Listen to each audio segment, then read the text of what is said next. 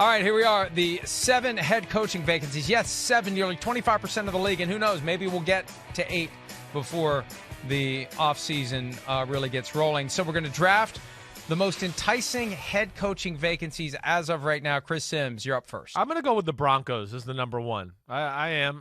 The Broncos, like we talked about a little bit earlier in the show, there's a lot of pieces there. The quarterback certainly is not there. We know that.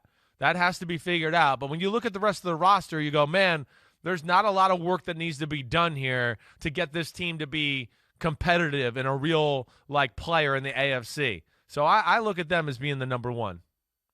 The challenge with this entire exercise is none of them are enticing. They're open for a reason. It's not because somebody retired, right? They got fired. Other than the Raiders, which open for very different reasons, these are teams that are bad right now, and they're trying to get better. I would agree with you. Broncos would have been my first pick, even with the looming sale of the team. Yep. I think there's enough stability there. You're going to get a contract that's going to compensate you very well to take on that risk of new ownership. Vikings will be my pick, just because. And now, I wish the Wilfs lived in Minneapolis and showed up for work every day. We apply that to Stephen Ross. We have to apply that to them as well. They're in New Jersey. It'd be better if they were there every day and had that presence in Minnesota. But great stadium, great practice facility. They're willing to spend. You just got to spend right.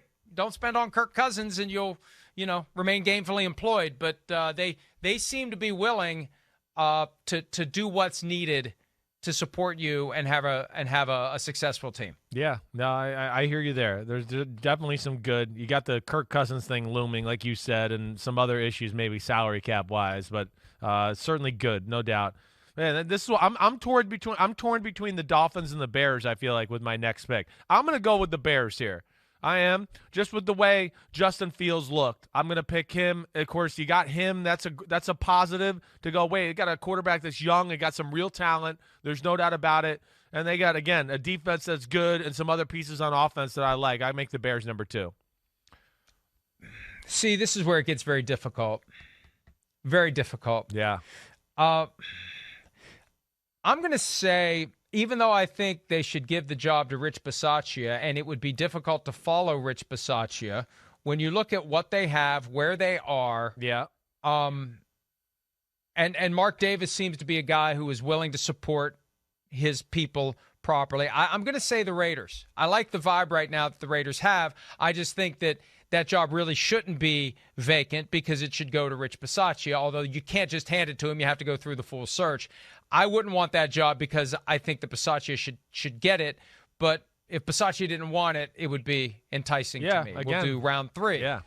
Go ahead. No, you're right. A lot of things there, though, to like about what that team and roster has, no doubt. I'm with you there.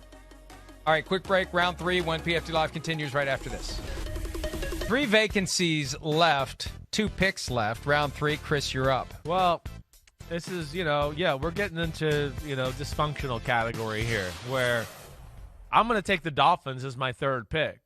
You got to deal with Stephen Ross and Chris Greer, which, again, I don't like either one of them right now. Again, for the optics of the way that all went down with Brian Flores, absolutely not. So you have to deal with that. But, damn, the team, there's a lot there to like. It's a lot of young, really good football players on the team with a bright future. The quarterback thing's still questionable. There's no doubt about that. But I still look at the team and the way it's set up with, of course, some top-level young defenders on the front 7, 2 stars at corner, a new star at safety, some guys on offense. Yeah, I'll go the Dolphins as my 3rd pick.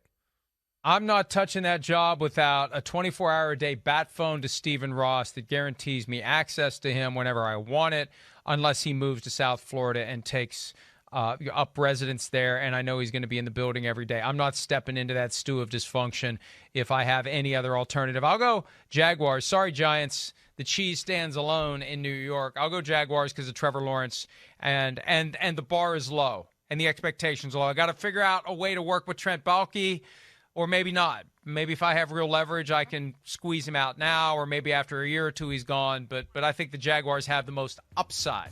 They're the lowest, so sorry, Giants. Damn. You get left out. Giants don't even get picked, but I understand that. With the current state of the roster, Daniel Jones, all that, I don't think it's a shocking development here.